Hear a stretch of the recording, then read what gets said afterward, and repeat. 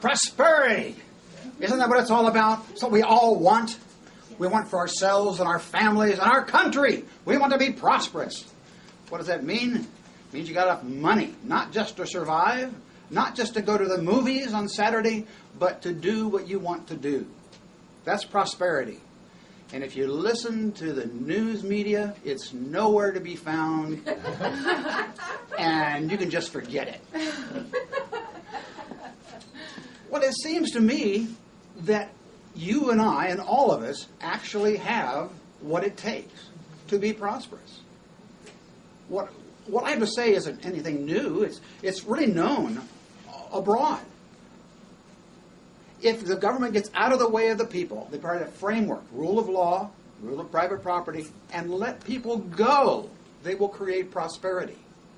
It happened in America from 1600 to 2000. It's been happening in China for the last 30 years in that segment where the government decided we'll allow people to prosper. So what does that mean here? Well, people produce things. They exchange things. And they do that enough, and there's prosperity. And so the driving force of all of that is the entrepreneur. The entrepreneur has a vision, has an idea. Anything he has that concept is something better, something different, something newer. It's anything that people may want to improve their life, to enhance themselves. And they find the money, and then they hire some people.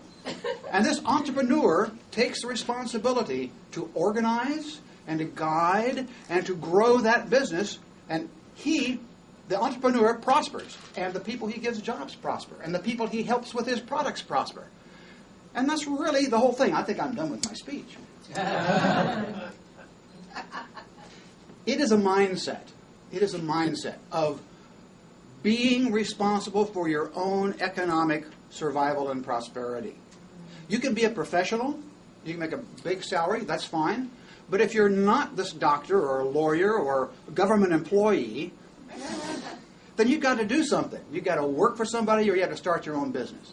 Now, actually, in the United States, 80% of all jobs come from entrepreneurs. These are people who start their own businesses and then hire others. But it could be anything. Any one of you could do it. I have a friend who liked making crossword puzzles. And he's now making six-figure income doing crossword puzzles. I read about a gal in Beverly Hills who walks dogs for $100,000 a year and works half days. Wow. Finding things you like and organizing it to the point where it makes sense can create your own personal prosperity. We have all the tools here in the Scientology administrative technology. You know, the marketing series where you find an idea and you have the formulas for the different conditions of life to keep you progressing forward. We have all the tools. But it is something that drives you to create that prosperity, to write your own dream and whatnot. Now, I got my inspiration, as you were, because I am Bill Moon, and I am an entrepreneur. Oh. Yes, hang my head. Yes. One thing a former boss said to me really got me started on this. And he said, "You're fired!" Just like that. Huh. Okay. Well, how do I be caused over this? Well, you know, you try and you fail at some of these things, but I realize that I've had deep down, I've had this burning desire to be the entrepreneur from my childhood, my first job.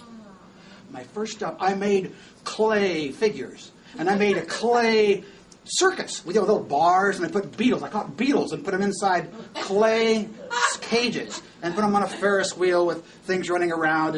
And I set it up. My business was on the sidewalk, and I charged people 25 cents to come see my circus. Wow. And later that night, the beetles all clawed their way to freedom. And I was devastated. My business folded. But there is no such thing as failure, says L. Ron Hubbard. There is only the failure to persist. And so many, many years later, I had this opportunity. My friends were starting a gold mining company in Alaska. And I drove the Alcan with, I guess, all kinds of odds, with my car breaking down and fighting the elements here and there. And I got there, and we went out to the bush, and I drove equipment, and I shoveled dirt, and we were rating gold, and gold was great. We invested everything we had in it. And then the gold price collapsed from $850 down to $350, and we'd lost everything we had.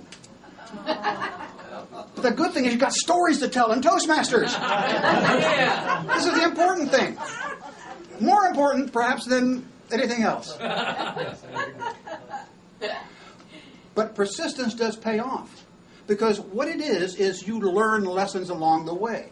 Whether you're working for somebody or failing in something, the good thing about America is it gives you the license to fail. Where you learn. Because after all, experience, most of experience, comes from bad experiences. And you take that and you take it to your advantage, you learn, you keep going. You just get up and you keep going again. The thing that's most important about today is, next week we're going to the Toastmasters International Convention. My company's business is in Vegas. I will be sneaking out of that convention to go put the money down for our funding of my latest company, about $10 million. We've been working on that for 6 years of failing.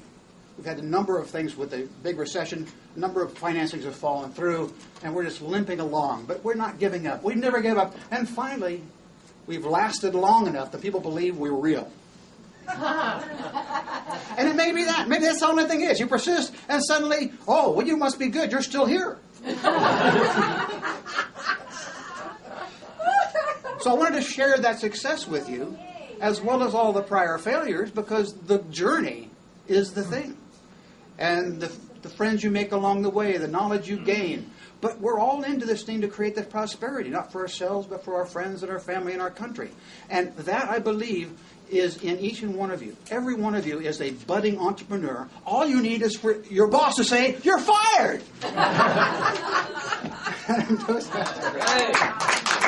Right.